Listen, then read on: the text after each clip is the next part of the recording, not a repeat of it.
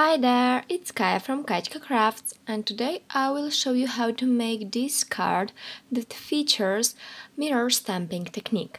I decided that I want to mirror stamp this little birdie, and now I looked through my stash of honeybee stamps and I found this big mermaid. I was searching for a big stamp that will be able to transfer our ink.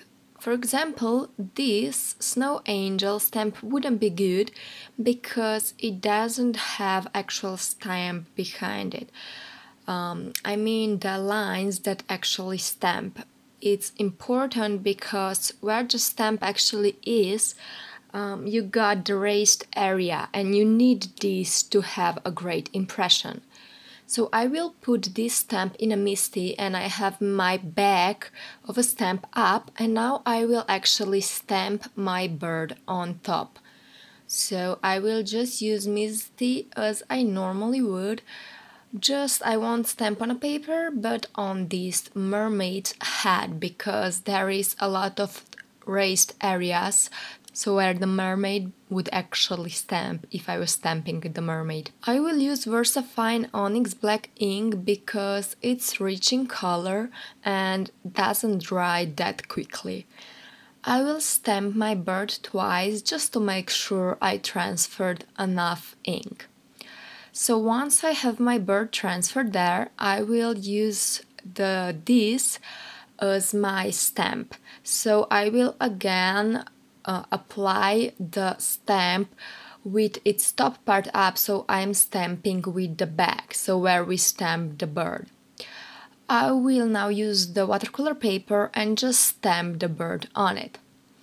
And you can see that we got this transferred image. It's not perfect, but we will trace it and it will look fine. I will stamp another bird, so we will have one bird that is normally stamped and one mirror stamp. I am planning on making a wedding card, so I will make these two birdies facing each other. I will use this alcohol marker and I will just trace it. And since VersaFine is really rich in color, so it's really dark black, you won't actually see the difference between the stamp and just my traced image. So now you can see how it looks like. I will add eyelashes to one of the birds, so we will have a girl and a boy because as said I am making a wedding card. I will use my Zigs to color this in because this is the fastest I color, so I will just use two colors. One is green and the other one is yellow, and I will spread everything around using my watercolor brush, and this helps me spread around the color evenly and I get the shadows I want. I will just make sure that I get the nice transition from green to yellow, but since these colors mix really great, I didn't have any problems. I will color both birds the same way, but I will only show you coloring of this first one because they are actually the same. So once I finish the coloring, I die cut this congratulations sentiment in white and its shadow in black.